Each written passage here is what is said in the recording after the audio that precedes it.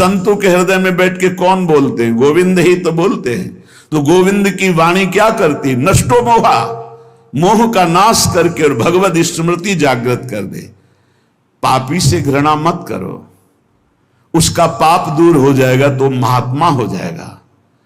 कोई दुरात्मा नहीं है, भूल है, भ्रम है, अज्ञान है, अविद्या है, इसका नाश हो जाए तो महात्मा ही है, वो परमात्मा ही है। यही बात समझने के लिए तो साधना की जाती है। इसलिए ना किसी से द्वेष करो, ना किसी से राग, ना किसी से अपनापन, ना किसी से परायापन, सब में एक श्री भगवान विराजमान है।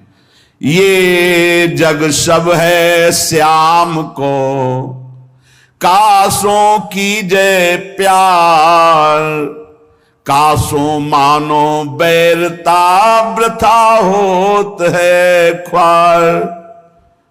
ये सारा संसार स्वयं श्याम सुंदर बने हुए हैं। मत्ता परतरम नान्यत किंचिदस्ति धनंजय, हे अर्जुन मेरे सिवा कुछ नहीं है, मैं ही मैं हूं।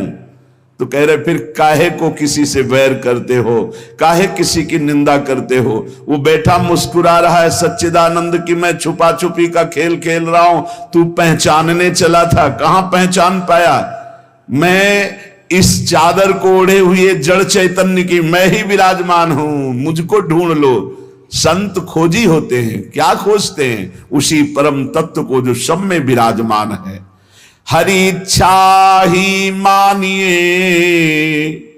भली बात जो होए, जो बिगड़े सो जीव से ताको डारे धोए। उपासक अपने में कभी अहंकार न करे, जब अच्छे सद्गुण दिखाई दे तो हरि गुरु का प्रसाद है। अपने से गलती हो जाए तो उसे भगवान की इच्छा ना माने, ये हमारा अज्ञान है, हमारी गलती, हमारा दोष है, और उस दोष का प्रायश्चित करे, दंड दे, क्षमा ना करे। दूसरों को भले क्षमा कर दे, अपने मन को क्षमा ना करे। जो अपने मन को सब क्षमा करते, सब दूसरों के जरा से दोष को क्षमा नहीं कर सकते, अपने पहाड़ जैसे पाप को भी क्षमा कर देते। यहां सिद्धांत उल्टा है। परमार्थ का पथिक अपने राय भर के भी दोष को पहाड़ के समान मानकर उसका प्रायश्चित करता है, और दूसरे के पहाड़ के समान दोष को भी राय के समान भी नहीं मानता है। यह परमार्थ के पथिक का स्वभाव होता है। हमारे से अच्छा बन गया श्री गुरुदेव की कृपा, श्री लाडली जी की कृपा। बुरा हो गया ये मेरी गलती, मेरी वासना है, ये मेरा अहंकार है कहीं जो मेरे से गलती करवा दिया। यही बात गोस्वामी तुलसीदास जी कहते हैं, गुण तुम्हार समुझे निज दोषा, जय सब भांति तुम्हार भरोसा। सब प्रकार से आपके भरोसे है। जो गुण है वो हे हरि आपके प्रदत्त हैं, जो दोष है वो मैंने किया, मैं दोषी हूं। जो बिगड़े सो जीव सो ताको डारे धोए, उसका प्रायश्चित करे। सच्चा साधक कभी क्षमा नहीं करता अपने को, उसको प्रायश्चित गुरुजनों से मिलकर निश्चित करता है। जाओ इतने दिन व्रत रहो, परिक्रमा लगाओ, ये सब दंड मन को मिल रहा है, मन निर्मल होगा। अपने पापों को तो प्रायश्चित नहीं करते, दूसरे की जरा सी गलती को पहाड़ जैसा वर्णन कर देते। ये भगवान के दास नहीं होते, ये भगवत विमुख जन होते हैं। उरहरि पेरक जो करे, जोई सब कुछ होई, जीव आपनो मान सुख, दुख देखे तब रोई।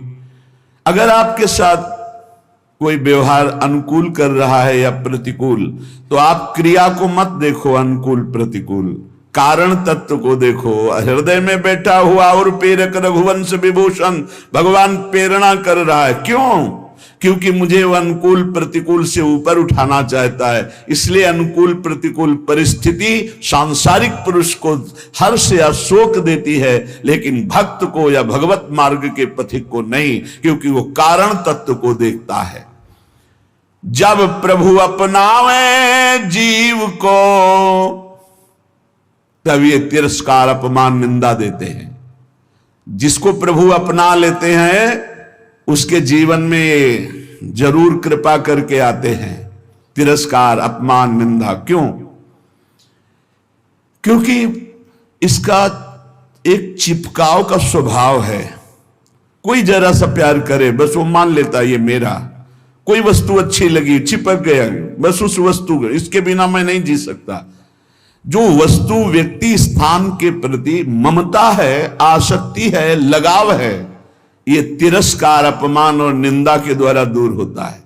जब निंदा हुई, तिरस्कार हुआ, अपमान हुआ, जैसे बिल्वमंगल जी का तिरस्कार कर दिया, कट वचन बोले चिंतामणि ने, तो भगवान की तरफ कदम बढ़े। नहीं, जीव का जो मन है वो चिपकू स्वभाव का है, वो आसक्ति, वो ममता, वो राग कर लेता है। जरा सा बोल दे, जरा सा अनुकूल हो जाए तो वो उसी में राजी हो जाता है कि ये मेरा है। प्रभु ऐसा होने नहीं देते, बड़े कृपालु हैं, अपने जन को फंसने नहीं देते, इसलिए वहां से प्रतिकूलता दिलाते हैं, तिरस्कार दिलाते हैं, कटु वचन दिलाते हैं, तो वो फिर चैतन्य होता है। अरे नहीं, इस जगत में कोई नहीं, हरि के सिवा मेरा कोई, फिर हरि की तरफ भागता है।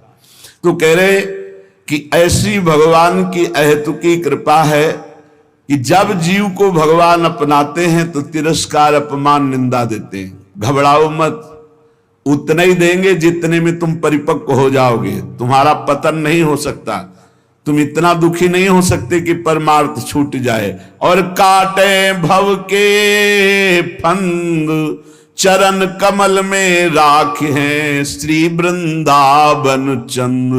वृंदावन चंद्र युगल सरकार ऐसी परिस्थिति बना देंगे आपको। जो सुन रहे हैं बहुत धैर्य से, हो सकता है तुम्हारी वास व्यवस्था कमजोर हो सकता है तुम्हारी भोजन व्यवस्था कमजोर हो सकता है तुम्हारी अर्थ व्यवस्था कमजोर हो। काट लो समय, ये काट लो समय। आगे जो आपको प्राप्त होगा वो इन सबसे परे है। नाशवान परिस्थिति, नाशवान धन, नाशवान भोग, इससे परे अविनाशी परम पद मिलेगा। और ये हम विश्वास पूर्वक तुम्हें कह रहे हैं कि भगवान अपने भक्त के योगक्षेम का वहन करते हैं। आप निश्चिंत रहिए, इंतजार करो, उबना मत, कैसी भी परिस्थिति हो भागना मत। यहां हर एक को श्री जी देख रहे हैं। जितनी परिस्थिति में तुम्हें वो रख रहे हैं, तुम उसी के लायक हो। लायक का मतलब तुम्हारी अध्यात्म की स्थिति के लिए बहुत जरूरी है। नहीं, मेरी प्रियाजू के पास कुछ कमी नहीं है, वो आप देख रहे हैं, आप स्पष्ट देख रहे हैं, आप समझ नहीं सकते स्थिति को। अगर हम गिरिराज जी जाना चाहते हैं परिक्रमा लगाने, तो हमारे 2-3 ब्रजवासी थे, उनसे जाके कहते दंडवत बाबा गिरिराज जी जाना है ना आपको, क्योंकि 1-2 बार जैसे पर ये 30 रुपया लीजिए आने जाने का किराया। आप कैसे तुम्हें बताए, केवल भगवद आश्रय रखना। तुम्हें जो भोजन की समस्या, जो वस्त्र की समस्या, जो वास की समस्या, जो अपमान, जो परिस्थिति, ये बहुत जरूरी है। हम वंदना करते हैं उस परिस्थिति की, क्योंकि वही परिस्थिति शरणागति पुष्ट करती है।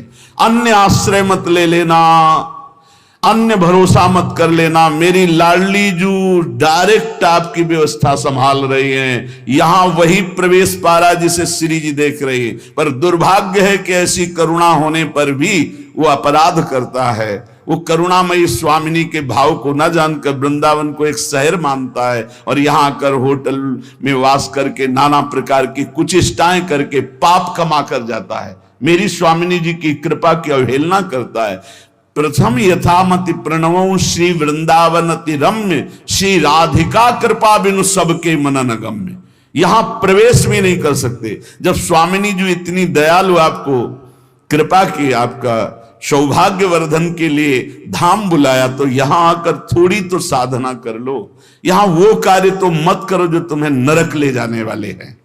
वो समझ नहीं पाते हैं। ये कोई वृंदावन धाम है, कोई शहर नहीं, कोई नगर नहीं कि आप पैसे के बल से आए, होटल लिए, मनमानी खान पान, मनमानी भ्रष्टाचार का आचरण, तो तुम्हारी दुर्गति हो जाएगी। धाम को धाम की तरह सेवन करो, नहीं तुम मत आओ। दूर से चिंतन करो, प्रणाम कर लो, इतने में तुम्हारा मंगल हो जाएगा। यहां आओ तो धाम की तरह आओ, पहले तुम इस यहां प्रवेश होने के पहले अपने दिमाग में बैठा लो कि तुम जा कहां रहे हो, परम पावन श्री धाम वृंदावन का दर्शन करने। तो यहां दर्शन करो, उपवास करो, भजन करो, नाना प्रकार से भागवती का आचरण करो, परिक्रमा लगाओ, किसी संत की, ब्रजवासी की, गौ की, यहाँ के पशु पक्षी की हाँ सेवा बन जाए, किसी को खवा पिला दिया, चाहे वो पशु पक्षी ही क्यों ना हो, ये सब दिव्य महात्मा है, जीवन धन्य हो जाएगा। श्री जी करुणा करते, हम करुणा का अवहेलना अपराध कर बैठते हैं। ये बिल्कुल सत्य बात समझिए। इतनी श्री जी की अपार कृपा कि तुम्हें धाम में, पर ये सत्संगहीन जन ये समझ नहीं पाते कि यहां का किया हुआ पाप कहां धोओगे। यहां का किया हुआ पाप वज्र की लीक होता है और वो प्रतिपल पनपता रहता है, ब्याज दर ब्याज, भोगते भोगते कल्प व्यतीत हो जाएंगे, फिर भी यहां के पाप से मुक्त नहीं हो पाओगे। हाँ, वही मुक्त हो जाता है जो आश्रित होकर अपने प्राणों का विसर्जन प्रियालाल के शरणागत होकर के धाम में करता है। अगर धाम में अपराध बन जाए तो धाम ही मिटा सकता है। इसलिए आगंतुक वृंदावन में आने वालों को हम प्रणाम करके प्रार्थना करते कि आपका अहोभाग्य, आप वृंदावन आए हो, लेकिन सावधान, कहीं मसाला खा के थूक रहे हो, कहीं दोना पत्तल फेंक रहे हो, कहीं गंदी दृष्टि कर रहे हो, कहीं दूसरे के प्रति दोष दर्शन कर रहे हो, या कहीं मन की विलास इंद्रियों के भोग भोग रहे हो। बहुत सावधान, गलती न बन जाए। यहां से यहां 1 घंटा रुको लेकिन सही ढंग से रुको, यहां 1 दिन रुको लेकिन रहने की पद्धति से। 1 दिन में तुम्हारा श्रीपाद प्रबोधानंद जी का 1 बार वृंदावन आ गया, 1 पुष्प प्रसादी सूंघ लिया, 1 बार बिहारी जी को प्रणाम कर लिया, 1 बार वृंदावन की रज लग गई, अब तुम नरक नहीं जाओगे। तो उल्टा भी इसका है, आप 1 बार वृंदावन में आके पापाचरण कर लिए तो बचोगे नहीं नरक से, क्योंकि ये अमोघ धाम है। उपजाऊ भूमि में चाहे बमूल का पड़ जाए या गन्ना का पड़ जाए या दाक्षवारा का पड़, वो उपज जाएगी। आप बो क्या रहे हो वृंदावन में आकर? सत्कर्म भगवत भजन या दुष्कर्म पापाचरण। भगवत कृपा सब पर है, तुम्हें मनुष्य बनाया, धाम बुलाया, सत्संग करके दर्शन करके भगवत प्राप्ति का मार्ग पुष्ट कर सकते हो, पर मनमानी आचरण करके अपने जीवन को नष्ट कर सकते हो। इसलिए सावधान। जब जिस पर हरि कृपा करते हैं, हम वंदना करते हैं उस परिस्थिति का जिसमें कोई व्यवस्था ना हो और मन आश्रित हो जाए श्री जी की, ये बहुत बड़ी बात है। ये शायद ही कोई उपासक समझ पाएगा। हम प्रणाम करते हैं और धन्यवाद देते हैं परमात्मा कृपा को। जिस साधक के जीवन में अव्यवस्था हो, विपत्तियां हो, प्रतिकूलता हो और कोई प्यार करने वाला ना हो और केवल एकमात्र प्रियाजू के चरणों का भरोसा आ जाए, यही सबसे बड़ी सिद्धि है। ये अनुकूलता में नहीं होती भाई, ये होती ही नहीं अनुकूलता में। जितनी अनुकूलता मिलती उतनी इंद्रियां बहिर्मुख होकर के जगत को अपना मानने लगती हैं, व्यक्ति को, वस्तु को, स्थान को। इसलिए भगवान जिस पर विशेष कृपा करते हैं, अपनाते हैं, उसको सब तरह से मुक्त कर देते हैं। कहीं भी आसक्ति नहीं, कहीं भी ममता नहीं, कहीं भी राग नहीं।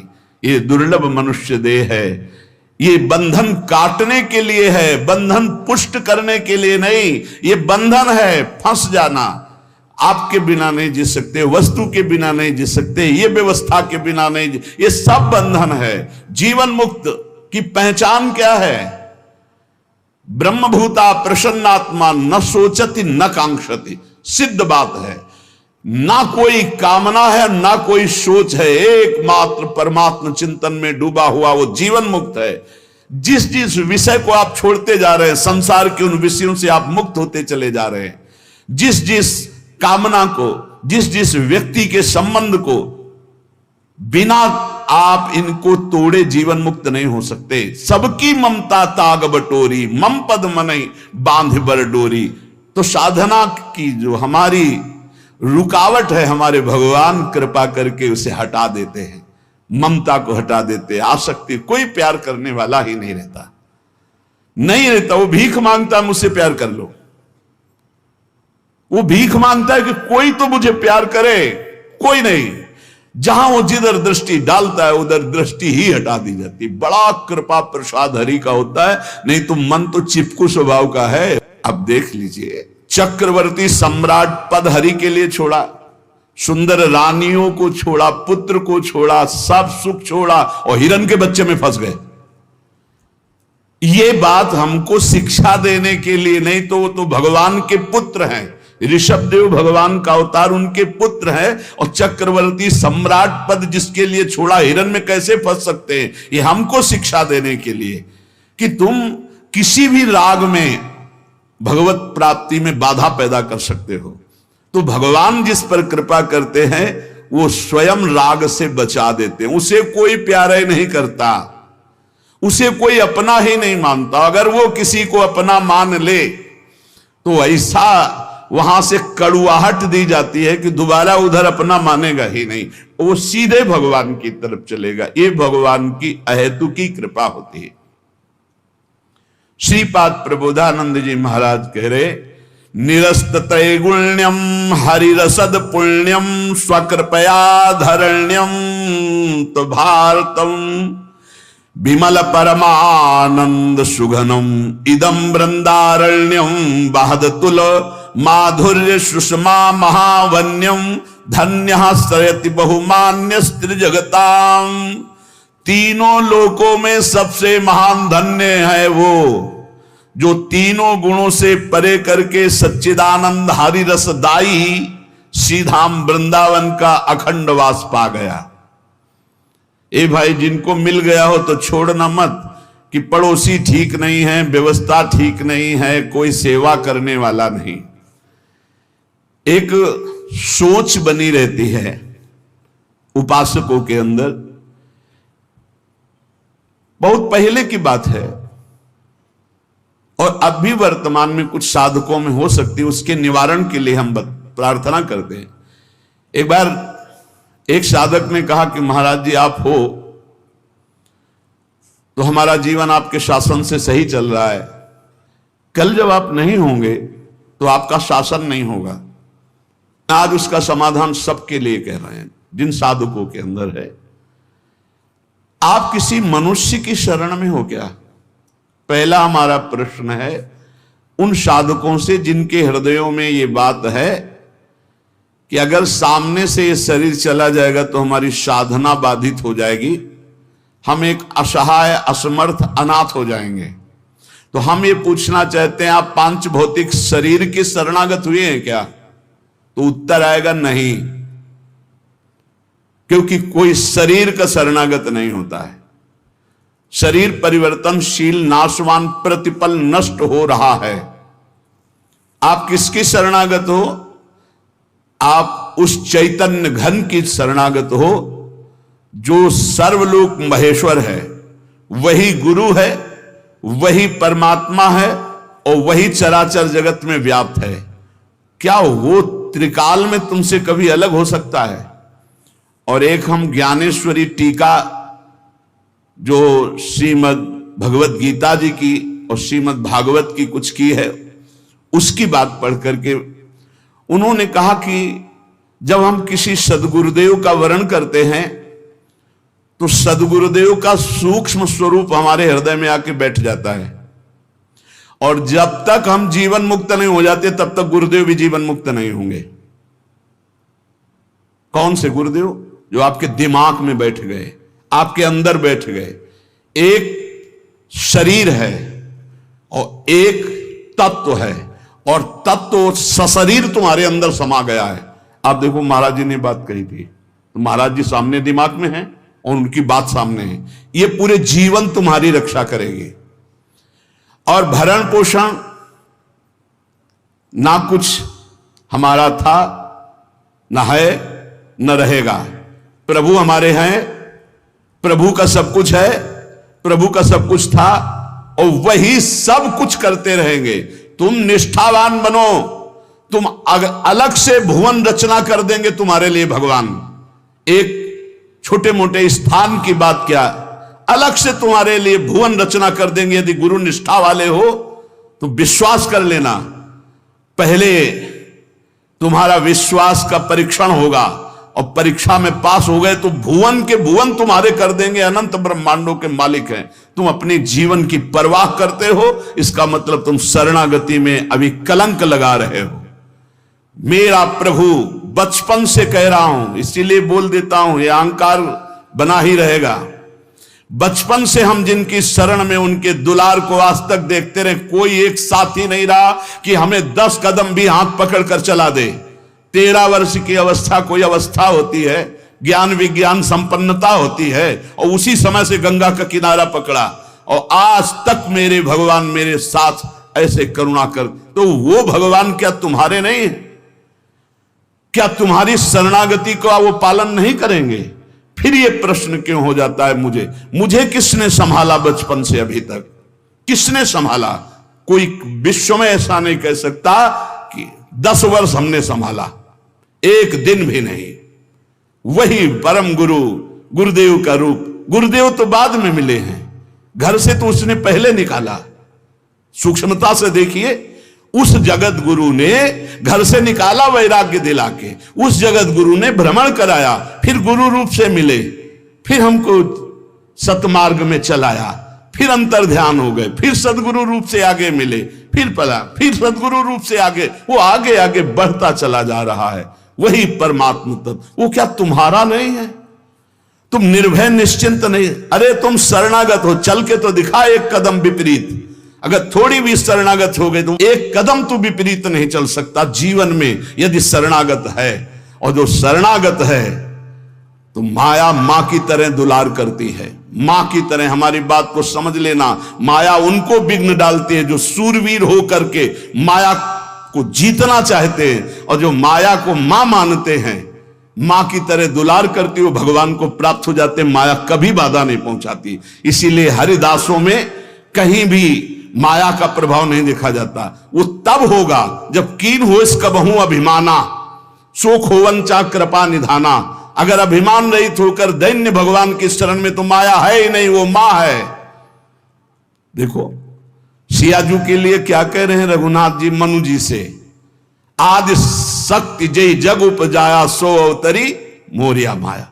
वही हमारी जननी है, वही हमारे सर्वस्व हैं। वो पालन पोषण करके भगवान से मिला देती, वो श्रृंगार करके भक्ति का भगवान से मिला देती। बाधा तब पहुंचती जब अहंकार होता है और माया पर विजय प्राप्त करने की बात होती, तब प्रश्न खड़ा हो जाता है। और जब भगवान के अधीन हो जाते हैं तो माया मां की तरह दुलार करती हुई भगवत प्राप्ति करा देती है। निरस्त त्रैगुण्यम, वृंदावन में रहने मात्र से निरस्त हो जाते तीनों गुणों के प्रभाव, सतोगुण रजोगुण तमोगुण। इनसे ऊपर त्रिगुणातीत प्रिया प्रीतम के प्रेम की प्राप्ति होती है। हरि रसद पुण्यम, ऐसा यहां वास मात्र से सुकृत होता है। वास मात्र भजन है। हमारी बात को बांध लो, कुछ भजन ना हो तो भी पड़े रहोगे तो तुम्हारा सच्चा भजन भगवत प्राप्ति करा देगा। यह सच्चा भजन होगा। चद्दर में 4 कोने हैं, एक कोना पकड़ के घसीट लो, पूरा चद्दर आ जाएगा। उपासना रूपी चद्दर के 4 कोने हैं, नाम रूप लीला धाम।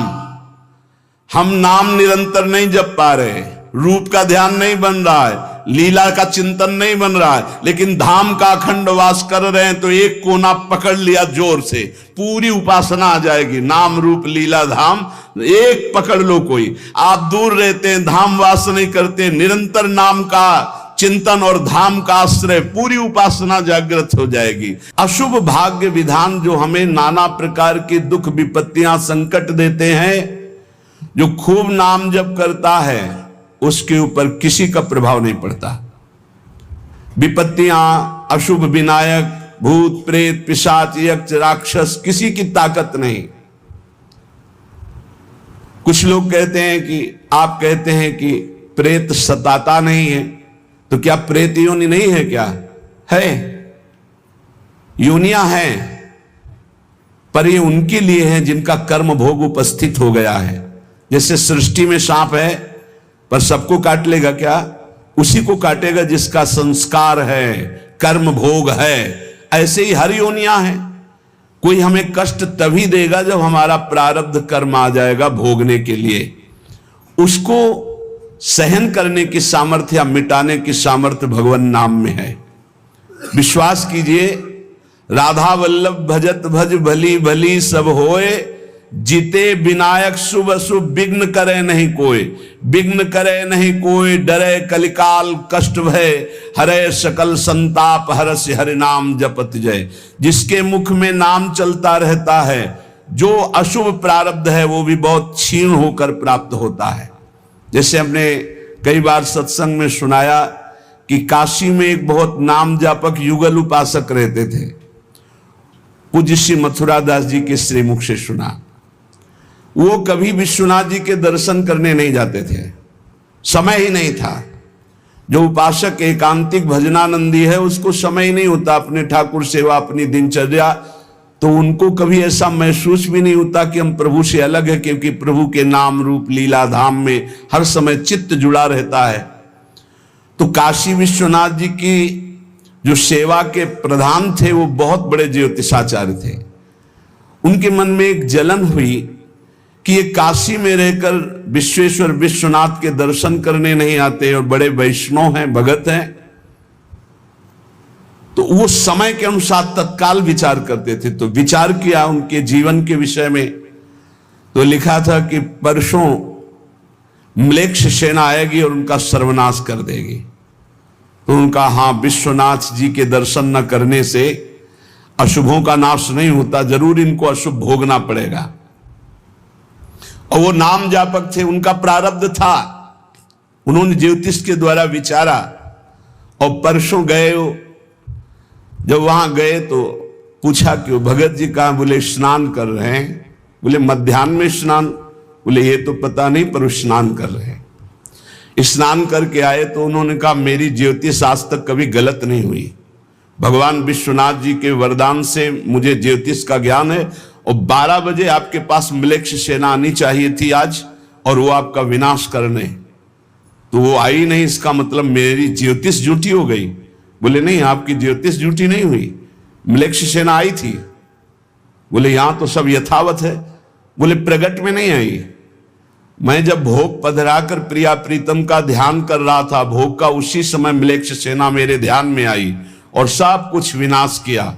फिर मेरा ध्यान टूटा, तो हमने सोचा चलो प्रगट में न सही, भाव में तो आई, तो इसीलिए स्नान करने गए थे, अब भोग उसारेंगे ठाकुर जी का।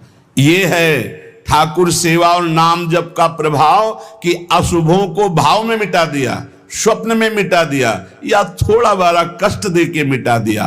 नाम के बल मिटत भीषण अशुभ भाग्य विधान, भीषण अशुभ भाग्य का विधान नाम जप से मिट जाता है।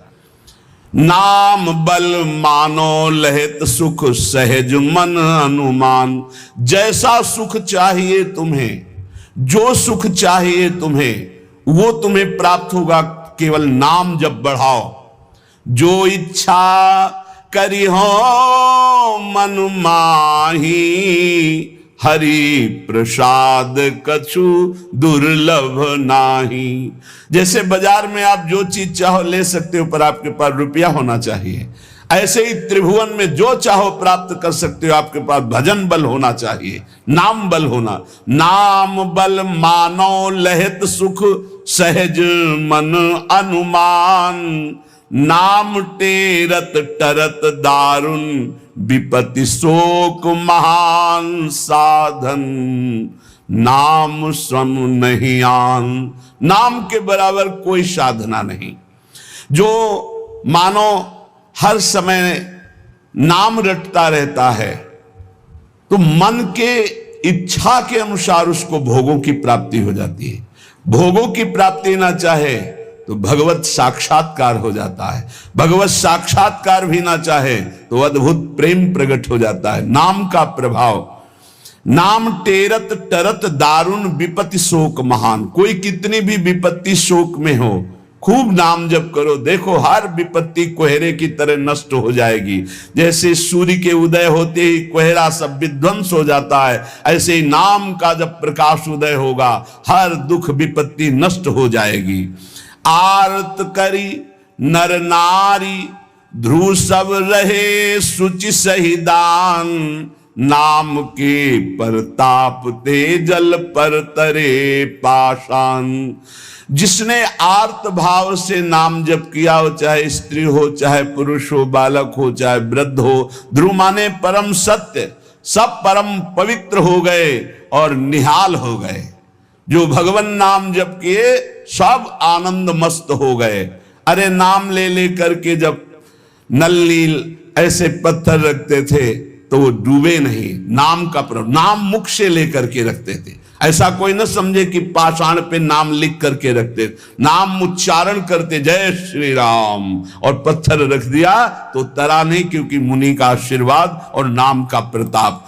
नाम बल सागर उलांघ्यो सहज ही हनुमान।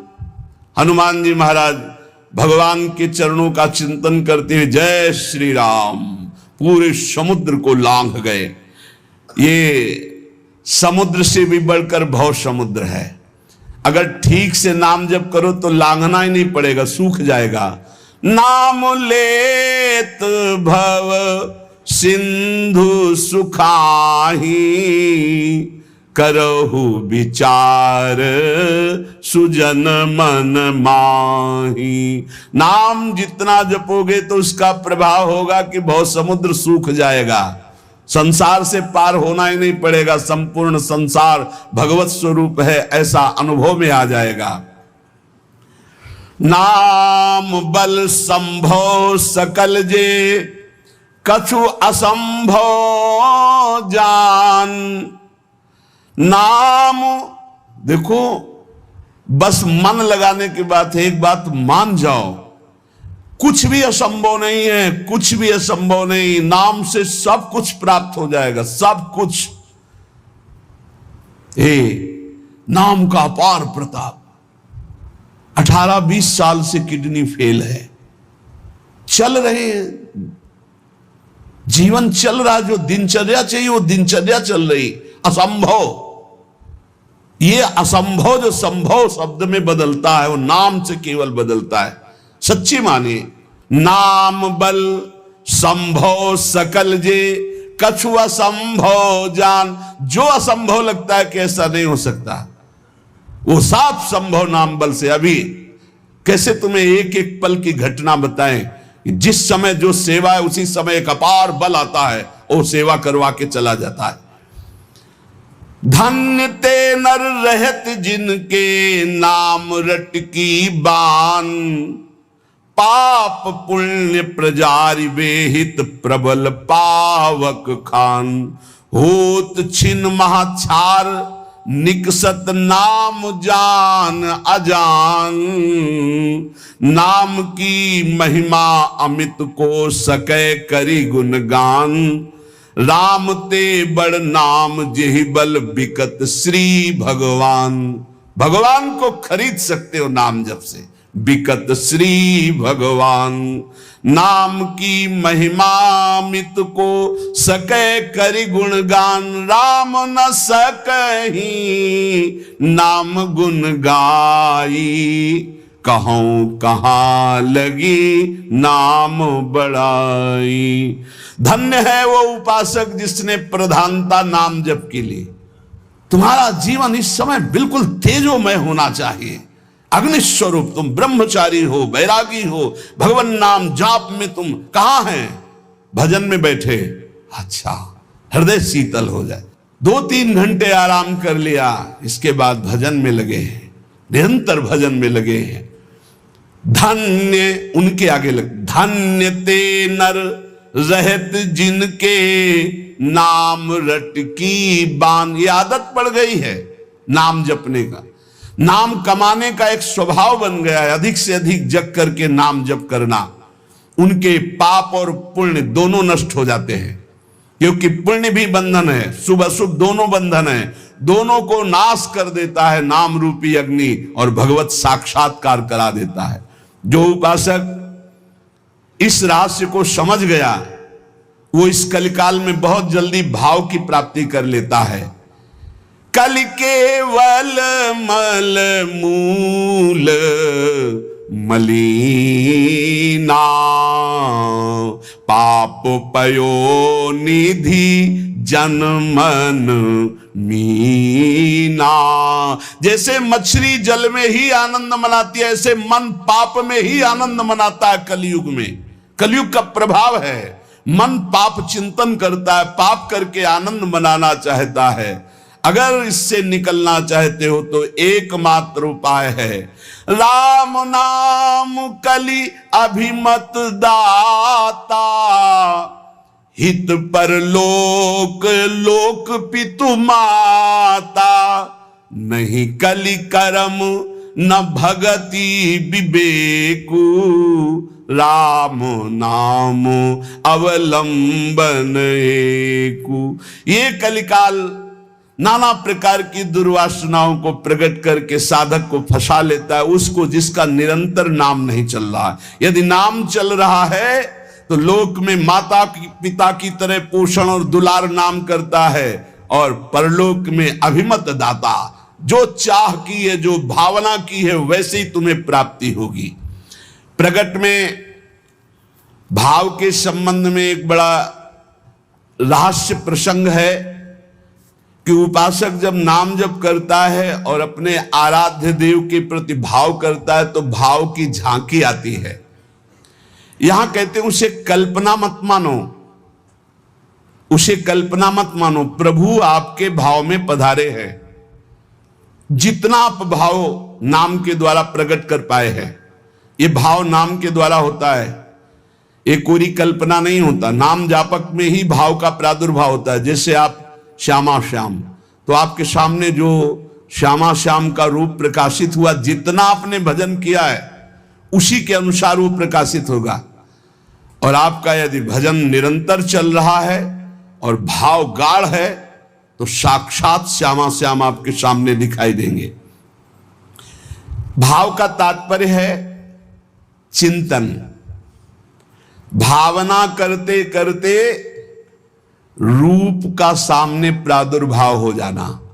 नाम जप करते करते भाव और भावना करते करते रूप का प्रादुर्भाव। मनोवृत्ति भावुकता में इतनी डूब जाए कि आपका ध्यान साक्षात दिखाई देने लगे कि मेरे प्रिया प्रीतम है। नाम का यह प्रभाव। ये विवेकहीन जो लोग कहते हैं मैंने भगवत साक्षात्कार कर लिया है, ये उनकी बातें नहीं, प्रपंच वाली बातें नहीं। यहां ठीक सत्य बात को समझो। भाव अंतस्थल में ऐसा द्रवीभूत हुआ कि आराध्य देव का रूप झलकने लगा। ये नाम जापक सदाचरण करने वाले भावुक उपासक की बात बताई जा रही है। जहां भक्त की दृष्टि सर्वत्र से हटकर केवल अपने इष्ट देव में है, जहां केवल भगवत वार्ता, भगवत चिंतन, भगवत प्रभाव, भगवत रूप, ये कल्पना की बात नहीं कर रहा हूं, वहां सर्वथा यथार्थ में भगवान का प्रादुर्भाव होता है। जैसे आप देखो, जितना भजन करते हो आप देखो, अभी भावना करके आपके प्रभु वैसे ही दिखाई देने लगेंगे। अगर नहीं दिखाई देते, नहीं भावना बन रही, तो अभी नाम जप और बढ़ाइए, नहीं आपके सामने वैसे ही खड़े हैं। आप देखो आपके भाव में आ रहे हैं कि नहीं आ रहे हैं, वो हैं, हर समय आपके पास है। अगर भाव में नहीं आ रहे हैं तो नाम जप और बढ़ाइए, अभी नाम जप रंग नहीं लाया है। भावना जिस रूप की होती है उसे शास्त्रीय भाषा में ध्यान कहा जाता है। ये तभी परिपक्व माना जाता है। ध्यान की से सुनिएगा, आपको ध्यान में, भावना में अपने प्रभु को बोलते हुए दिखाई देगा। शब्द प्रभु आपका स्पर्श कर रहे हैं, आपको बिल्कुल ऐसा स्पर्श दिखाई देगा जैसे कोई प्रगट में स्पर्श करता है। रस, परमानंद स्वरूप प्रभु का रसास्वादन हो रहा है। और गंध, प्रभु के श्री अंग की गंध उसको अनुभव में है, सुगंध, अद्भुत सुगंध। इस ध्यान में ये भावुकता नहीं है, वो स्पर्श कर सकता है प्रभु के चरणारविंद प्रगट में। वो निरख सकता है प्रभु को, वो प्रभु का आलिंगन कर सकता है, वो प्रभु से संभाषण कर सकता है। यही बात कपिल भगवान ने कही श्रीमद् भागवत में कि मेरा जो अनन्य भक्त है वो मेरे को केवल देख ही नहीं, मेरे से संभाषण कर सकता है, मेरे से बातचीत कर सकता है। प्रभु का स्पर्श करके दिव्य पुलकावली, प्रभु के श्री अंग की दिव्य सौरभ हो, उसको गंध आ रही, सुगंध आ रही, वो प्रभु का स्पर्श कर रहा है, प्रभु उनका स्पर्श कर रहे, प्रभु से संभाषण कर रहा है, प्रभु उत्तर दे रहे, ऐसा गाढ़ भाव में होता है। वो भावुक उपासक अपने आराध्य देव के चरण स्पर्श कर रहा है, आराध्य देव उसके मस्तक पर हाथ रख रहे हैं। ये सारी बातें परम सत्य, ऐसा नहीं कि केवल भावना है, केवल कोई कल्पना है, पर ये उन उपासकों की होती है जिनका भाव परिपक्व हो गया है, भाव सिद्ध हो गया है। वो मनोराज्य में नहीं विचरण करते, ये उनका मनोराज्य नहीं है, ये इनका भाव राज्य है। प्रभु उनसे जब शब्द कहते हैं तो उनकी श्रवणेंद्री शब्द सुनती है, नेत्र रूप देखते हैं, आंखें मुदी हुई है पर नेत्रेंद्री रूप देख रही, घ्राणेंद्री सुगंध ले रही, रसेंद्री रस का आस्वादन कर रही है।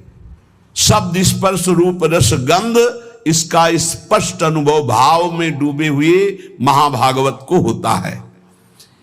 यह साधारण स्थिति नहीं है, ये बड़ी ऊंची स्थिति है भाव देश की। ये कल्याण स्वरूप उपासक जो हो चुका है उसकी स्थिति है, पर इसको बहुत ऊंची स्थिति मान के छोड़ नहीं देना है। अपने गौर से देखो, अपने आराध्य देव झलक रहे हैं कि नहीं, वो है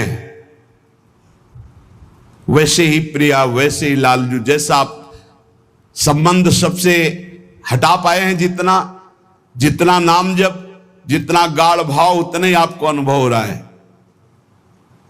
देखो भला, दिखाई दे रहे हैं कुछ कुछ तो, जितना आप नाम जप कर रहे हैं भाव में तो आ ही रहे हैं, नहीं आ रहे, भाव में आ रहे हैं वो आ रहे हैं। अगर अंधेरा दिखाई दे रहा है तो अभी नाम का प्रकाश नहीं हुआ। खूब नाम जप करो, जल्दी करो, ज्यादा समय नहीं रहेगा। केवल मेरा आश्रय, ये खास बात अंदर की है।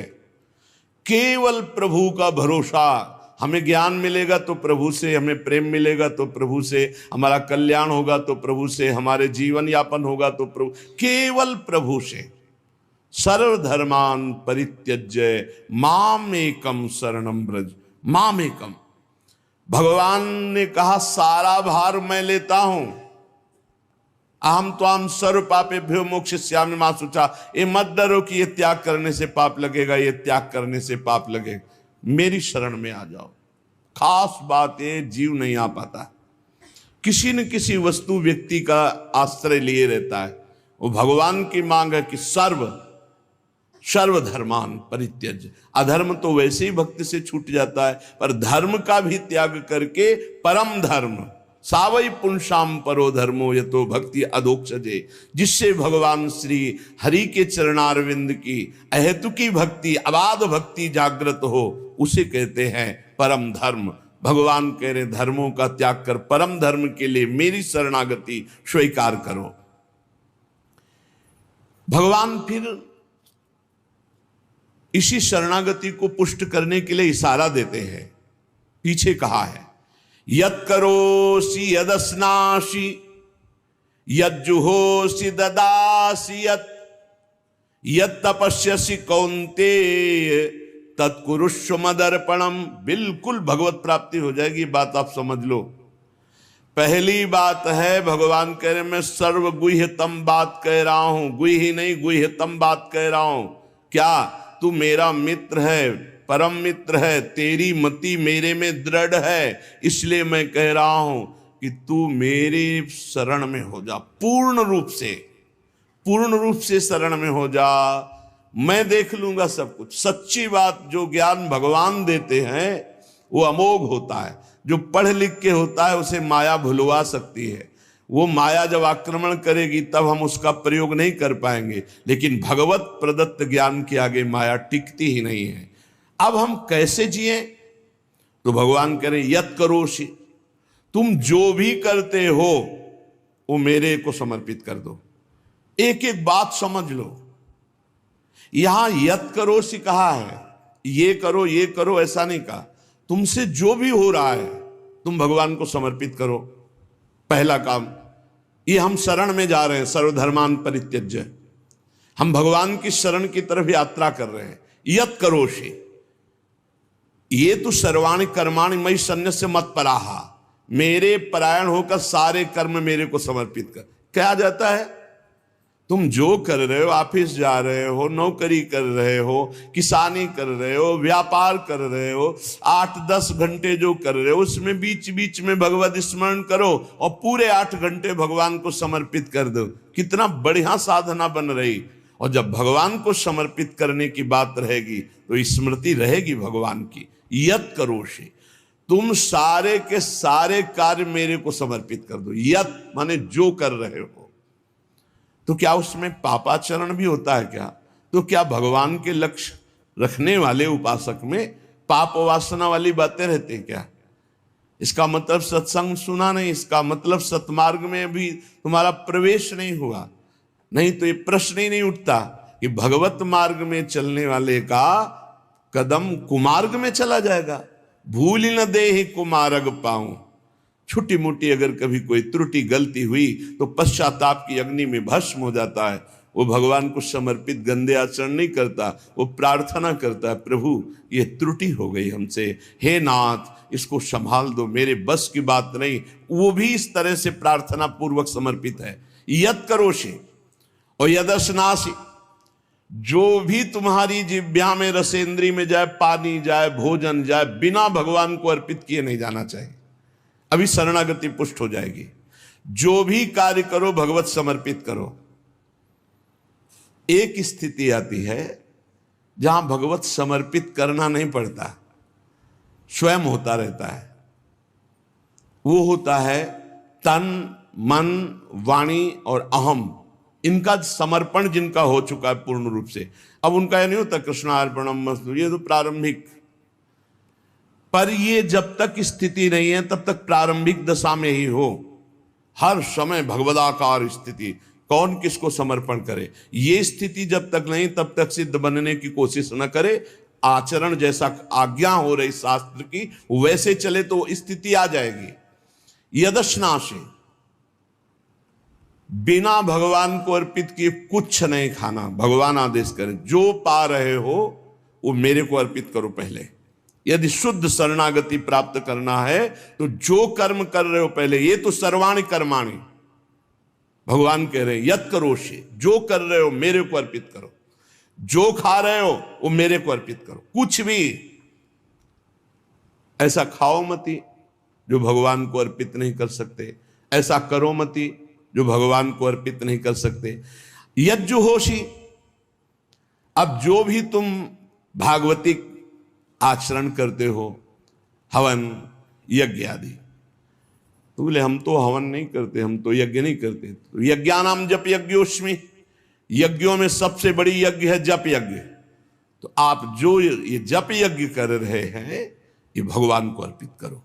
भगवान कह रहे हैं ददासी, जो तुम दान देते हो, दूसरों की सेवा करते हो, उसके भोक्ता मत बनो, कर्ता मत बनो। कर्ता कैसे नहीं बनोगे?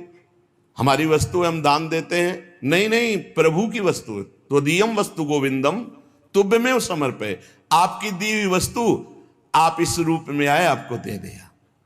ये भगवत शरणागति पुष्ट होने का उपाय भगवान कह रहे हैं। यत तपस्यसि, जो तुम साधना कर रहे हो, जो तुम तपस्या कर रहे हो, वो सब मेरे को अर्पित कर दो। अर्थात तुम्हारी पूरे जीवन की, पूरे दिन की जितनी चेष्टाएं सब भगवद अर्पित होनी चाहिए। इससे तुम्हारी शरणागति पुष्ट हो जाएगी। यत करोषि यदस्नासि यज्जुहोषि ददासि यत तपस्यसि कौन्तेय तत्कुरुष्व मदर्पणम, मेरे को अर्पित कर दो।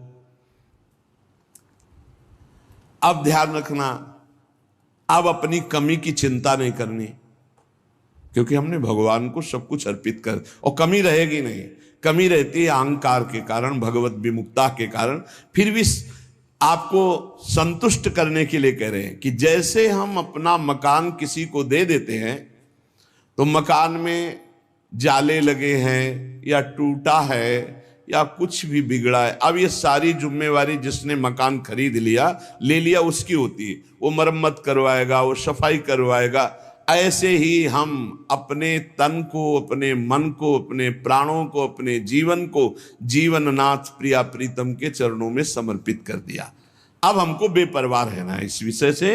अब हमारा क्या होगा हमको ये चिंता नहीं करनी। अगर चिंता है तो शरणागति नहीं हुई, अगर ये चिंता है कि मेरा क्या होगा तो शरणागति नहीं हुई। सोचो, संसार में कोई तुम्हें प्यार नहीं करता, मान लो बात। जो प्रिया जो प्यार करके अपने महल में रखे, सुविधाओं के द्वारा तुम्हारा भरण पोषण कर रहे, तुम उनके प्रति रोना नहीं आता? उनके प्रति तुम्हें ये गुस्सा आता है कि ये प्रतिकूलता क्यों दे दी, हमारी ये अनुकूलता की बात थी, अनुकूलता क्यों नहीं दी? अरे जिनसे तुम अनुकूलता की आशा करते थे वो तो तुम्हें देखना नहीं चाहते, अंतर की बात तुम्हें बता रहे। और जिनको तुम कभी माने नहीं, जिनके लिए कभी कुछ किया नहीं, वो तुम्हें अहेतुकी प्यार से लबालब डुबो रहे, फिर भी तुम्हारे अंदर गुस्सा आता है प्रभु के प्रति। तुम हो कौन? अरे तुम भगवद अंश हो, भगवान के द्वारा शरीर दिया गया, भगवान के द्वारा सारी व्यवस्था दी गई, तुम्हारा अस्तित्व ही श्री भगवान है। समर्पित हो जाओ तो फिर ये चिंता भी खत्म हो जाएगी, सब कुछ उनकी कृपा से हो जाएगा। तुम चिंता मत करो, चिंतन करो। भगवान हमें मोक्ष दे दे, भगवान हमें स्वर्ग दे दे, भगवान हमें अनुकूलता दे दे, भगवान हमें अमुक वस्तु दे दे, ऐसा सोचने वाला समर्पण नहीं हुआ, अभी शरणागत नहीं हुआ। सर्व समर्पण में ये सोच ही नहीं रह जाती। जब तक अहंकार है तब तक समर्पण का नाटक है, समर्पण नहीं। अहंकार है वहां सर्व समर्पण नहीं है। इसीलिए ये सब प्रश्न और सब चिंताएं, शोक, इनकी गुंजाइश नहीं। शरणागत के पास कोई भी किसी भी तरह की चिंता और संशय वृत्ति नहीं रहती। सर्व समर्पण हो जाने पर अब जिम्मेवारी भगवान की है, हमारी नहीं। हमारा केवल कर्तव्य भगवान का आदेश पालन करना। वो आदेश करें अनन्यस चिंतयन्तो माम, केवल मेरा अनन्य चिंतन करो, माम अनन्यस चिंतन। जिस प्रकार पतिव्रता पत्नी पर पति का पूर्ण अधिकार होता है, उसी प्रकार पत्नी का पति के संपूर्ण वैभव पर भी अधिकार और गोत्र पर भी अधिकार। वही नाम, वही गोत्र, वही संपत्ति। जिसके जीवन में भगवान के प्रति समर्पण आ गया तो उसकी ठसक हो जाती। तुम किस गोत्र के हो? बोले अच्युत गोत्र, श्री हरिवंश सुगोत कुल। जो अपनी महिमा से कभी च्युत नहीं होते, उन हम भगवान के हैं। अब हमारा गोत्र, हमारी जाति, हमारा कुल भगवान है। और यही सिद्धांत परम सत्य है, यही सिद्धांत परम सत्य है। हम सब भगवान के बच्चे हैं, कोई छोटा बड़ा में एक तिनका भर कोई छोटाई बड़ाई नहीं है। पूरा का पूरा वैसे ही सब है जैसे एक तो सब अनेक वही बना हुआ, एक को हम बहुत श्यामा। भगवान का शरणागत जो होता है उसमें ये चार बातें बहुत जोर से जागृत होती है। सबसे पहली बात, निरंतर भगवान का स्मरण छूट नहीं सकता। नींद आई तो सुसुप्ति में चला गया, जरा भी जागृत हुआ तो मंत्र चल रहा है, नाम चल रहा है, चलाना नहीं पड़ता। क्यों? शरणागत है। थोड़े दिन अभ्यास कर लो, ऐसा होने लगेगा। देखो इतने लोग बैठे हैं, आप सो के उठते हो तो आपका पहला चिंतन क्या होता है? क्या मंत्र होता है? भगवान का नाम प्रियालाल आते हैं आपके चिंतन में? क्या आता है चिंतन? पहला चिंतन। अगर पहला चिंतन प्रभु है तो शरणागति पुष्ट हो रही। सो के उठे, चल क्या रहा है? अगर प्रभु नहीं तो अभी शरणागति नहीं। पहला लक्षण। हमें लगता है कि आप लोग अनुभव किए होंगे, आप लोग शरणागत हैं कि आप जब सो के उठे तो आपका मंत्र चल रहा है, नाम चल रहा है, चतुरासी जी का कोई पद चल रहा है, या फिर ये चिंतन चल रहा है राधा राधा राधा, चलो जल्दी स्नान करके फिर सत्संग में चलना है, फिर ये भागवतिक चिंतन। हमें लगता है कि ये दूसरी कोटि का चिंतन होगा, चलो स्नान करते हैं, फिर ऐसा पहला चिंतन होगा श्री जी का। ऐसा होता है? आप लोग देखिए, ऐसा होता है कि आप सो के उठे, आपका चिंतन श्री जी का चालू है? पक्का? आप लोग देख लीजिए, अगर ऐसा है तो उसका परिणाम निश्चिंतता, निर्भयता, निशोकता निश्चित जागृत हो जाएगी, और उसी का प्रातःकालीन उठने पर चिंतन चलेगा जो शयन के समय गाढ़ चिंतन करते हुए सोया है। ऐसे सुषुप्त के समय बिल्कुल ठीक वही अवस्था, अगर आप जो चिंतन कर रहे हैं तो जगते ही वही चिंतन आएगा ये, और अगर जीवन भर भजन किए हो तो मरते समय वही चिंतन आएगा पक्का, जैसे जगते समय ऐसे मरते समय। इसीलिए भक्त निश्चिंत हो जाता है शरणागत। पहला, शरणागति का जांच करो हृदय में, भगवान का निरंतर चिंतन, प्रभु का निरंतर भजन। अगर नहीं हो रहा तो किसी अन्य का आश्रय लिए हो, वस्तु का, व्यक्ति का, स्थान का, भोग का, लिख लो आप दिमाग में चाहे कागज में। उस आश्रय का मिटिया मेट हुए बिना शरणागति पुष्ट नहीं होगी। आप अगर ईमानदारी से छोड़ दो तो छोड़ दो, नहीं भगवान फिर जो कहते हैं ना कि जो मेरा होता मैं, फिर उनका जो ऑपरेशन होगा वो शायद है कि सह न पाओ, क्योंकि शरणागत हो छोड़ेंगे नहीं, वचन से भी शरणागत हो आप छोड़ेंगे नहीं, तो उनका स्वभाव हम आपको बता रहे हैं। और हर ऑपरेशन बेहोश होके होता है, हमारे प्रभु ऑपरेशन होश का इंजेक्शन लगा करते, पहले होश का इंजेक्शन, पूरी चेतना, फिर ऑपरेशन करते, क्योंकि जड़ से मिटाना है। निरंतर भजन क्यों नहीं होता? इसका उत्तर है आपका कोई अन्य आश्रय है, कोई है व्यक्ति, वस्तु, स्थान, पदार्थ, पद, कुछ है जिसको तुम भजन से भी अधिक मानते हो, प्रभु से भी अधिक मानते हो, इसीलिए आपका भजन नहीं होता। जो सर्वतोभावेन शरणागत है, भजन करना नहीं पड़ता, भजन होता है। चलना प्रदक्षिणा होती, बोलना स्तोत्र होता है, सोना समाधि होती है, भोजन पाना ही यज्ञ होती है, हर चेष्टा उनकी भजन होती है। दूसरा, अपने प्रभु से कुछ ना चाहें, यहां तक कि मोक्ष भी ना चाहें। क्यों चाहें? क्या आप जानते नहीं हो कि क्या करना है? सर्वज्ञ हो, जब जो चाहे करो, हम राजी हैं। पहला, निरंतर भगवान का भजन। दूसरा, अपने प्रभु से कोई भी मांग ना रखना, शर्त ना रखना। जो शर्त होता है वो प्रेम नहीं होता, प्रेम में कोई शर्त नहीं होती, सौदेबाजी नहीं होती, प्रेम में सौदेबाजी नहीं होती, सौदेबाजी प्रेम नहीं होता, पक्की बात समझ। तीसरा, प्रभु के हर विधान में आनंदित होना। प्रभु के हर विधान में आनंदित कौन होता है? शरणागत। नहीं तो विधान की जांच होती है, अनुकूल है कि प्रतिकूल। प्रतिकूल है तो नो नो नो, ये जो कच्चाई होती शरणागति में, वो भरभरा जाता है, शोकित हो जाता है, इधर उधर डगमगा के आश्रय लेने लगता है। हर विधान उनका मंगलमय। चौथा, भगवान के किसी भी विधान में विरोध भाव ना करना। भगवान के प्रत्येक विधान में आनंदित रहना, भगवान के किसी भी विधान में विरोध न करना। जो किया अच्छा हो रहा है, नहीं बहुत हाहाकार मचने वाला ऐसा नहीं, जो प्रभु का विधान है वो मंगलमय है, सब मंगलमय है।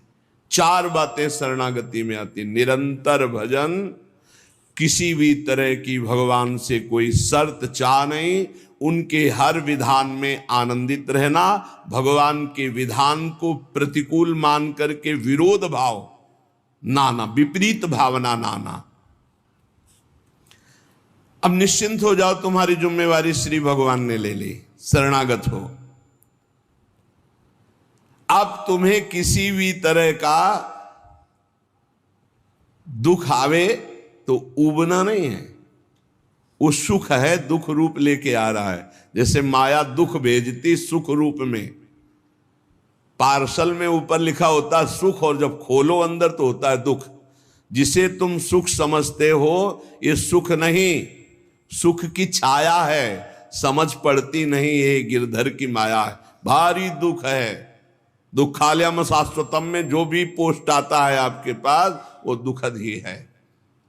माया भेजती है सामने वस्तु व्यक्ति स्थान, उसके परिणाम में अशांति दुख और आपके भजन की हानि पक्का, ये देख लीजिए। जन्म भर भगवान के साथ अर्जुन जी रहे हर समय, लेकिन गीता का उपदेश प्रारंभ हुआ शिष्यस्तेहम साधिमाम त्वाम प्रपन्नम। प्रपन्न से ही ज्ञान की उत्पत्ति होती है। जो भगवान की शरणागति, उसी से शुद्ध ज्ञान होता है। तब तक भगवान अंदर बैठे हैं, ज्ञान प्रकाशित नहीं करेंगे। जैसे अर्जुन जी के साथ रहते हुए गीता को उपदेश कब दिया? जब अर्जुन जी ने कहा शिष्यस्तेहम साधिमाम त्वाम प्रपन्नम, मैं आपका शिष्य हूं, आपका शरणागत हूं, आप मुझे ज्ञान। भगवान गीता जी। ज्ञान का फल क्या हुआ? बोले नष्टो मोहा स्मृतिर्लब्धा तत्प्रसादान मयाच्युता। मोह का नाश हो गया, स्मृति जागृत हो गई आपके कृपा प्रसाद से, हे गोविंद, हे अच्युत। तो इसी प्रकार हमारे अंदर भी सब ज्ञान जागृत हो जाएगा, पहले हम भगवान की शरणागत हों। त्वाम प्रपन्नम, भगवान का सर्व समर्पण भाव ही सब दिव्यताएं जागृत करता है। भगवान के प्रति जितना समर्पित होते जाओगे उतने दिव्य ज्ञान होता चला जाएगा, और जो चीजें आपकी दुर्गति कराने वाली हैं वो सब भस्म होती चली जाएंगी। जब कुछ नष्ट होने लगे तो क्षोभ मत करना, वो नष्ट जरूरी था होना, ये बात दिमाग में बैठा लो। कुछ पकड़े मत रहना, क्योंकि भगवान को जो लगेगा वो हटा देंगे, वो नष्ट कर देंगे। जो वस्तु भगवान नष्ट करे तो जान लो परम मंगल विधान, ये वस्तु हमें भगवत प्राप्ति में बाधा पहुंचा देती, इसलिए भगवान ने उसे नष्ट कर दिया। भगवान को समर्पित वस्तु के नष्ट होने में तुम्हें क्यों जलन हुई? क्योंकि तुमने तो भगवान को अपना सर्वस्व मानकर समर्पित कर दिया। अब तुम्हारे पास अपना कहलाने के लिए सिर्फ भगवान है, और भगवान की सब वस्तु जब जो चाहे हटा लें, जब जो चाहे रख लें। जरा इस पर विचार करो। आप राजी हो शरणागत? आपके पास अपना कहने वाला शब्द केवल भगवान के लिए है, और जो भी कुछ आपके पास है वो सब भगवान का है। वो चाहे अभी बुला ले, चाहे वर्षों रखे, चाहे अभी नष्ट कर ले, चाहे और बढ़ा दे। क्या राजी हो इस बात में शरणागति पर? अंदर से देख लो, तुमने तो दे दिया भगवान को, और तुम्हारा था कब, और वो था कौन, तुम्हें पता है? नहीं पता। इसी अज्ञान का नाश करने के लिए पहले ये बात स्वीकार करो, अपना कहने के लिए हमारे पास अब एक बात रह गई है, प्रभु। हमारे पास जो कुछ है, शरीर, मन, प्राण, आत्मा, परिवार, धन, संपत्ति, सब प्रभु को दे दिया।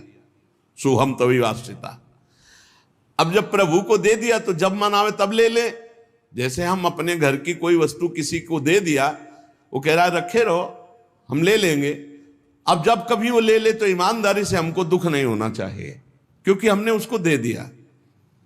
अब आप देख लीजिए, एक माई आके बहुत रोई और कही जिंदगी हो गई, नौ दुर्गा पूरी रहती थी, रोज शंकर जी को जल चढ़ाती और रोती जा रही थी, और मतलब हो सकता है 65 वर्ष की, और हमारे पति को ले लिया, हमारी पूरी श्रद्धा नष्ट हो गई, जीवन भर व्रत। और शरणागति को समझो भाई, बहुत आनंद आ जाएगा आपके पास। अगर आप भगवत मार्ग में चल रहे हैं, शरणागत हैं, तो आपके पास अपना कहने के लिए अब कुछ नहीं बचा, वो केवल श्री भगवान है।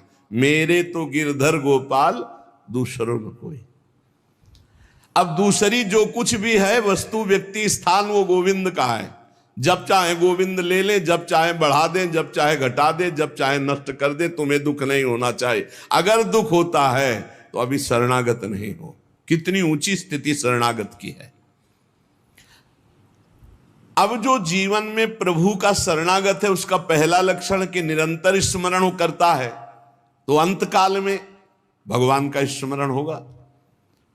अभी आपको बताया, जो रात्रि में सोते समय स्मरण करता है उसका परिणाम जागते समय वही स्मरण।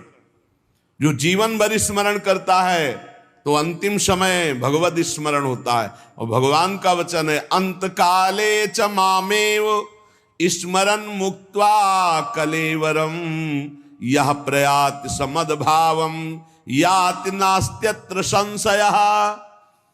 जो जीवन भर भजन करता है उसका अंतिम समय भजन भगवान करवाते हैं, क्योंकि बड़ी दुखद स्थिति होती है। उस समय जब भगवत स्मरण करते हुए शरीर त्यागता है तो वो सीधे भगवान को प्राप्त हो जाता है। आपको कल चर्चा के प्रारंभ में बताया था, गीता वाटिका में अग्निकांड हुआ था, बड़ा भयावना था। इतना भयावना था कि सब अर्धरात्रि में सो रहे और 20 फूस की झोपड़ी बनी हुई थी। अखंड नाम कीर्तन 24 घंटे वाला, सालों लगभग सब साधक मौनी थे जो उन कुटियाओं में सो रहे थे, 2-2, 4-4, अल्पाहार, मौन, कोई बिल्कुल फलाहार, सब दिव्य साधना में लगे। और जब आग लगी थी, वस्त्र, ठाकुर जी, पाठ के ग्रंथ, चित्रपट सब जल गए थे, क्योंकि सब उपासक ही थे। जब भाई जी को हाहाकार सुनाई दिया तो भी निकले, तो उनका जो भोग के लिए घी है वो लाओ, बूरा है वो लाओ, और जो जाज्वल्यमान अग्नि डलवा, भगवान पधारे।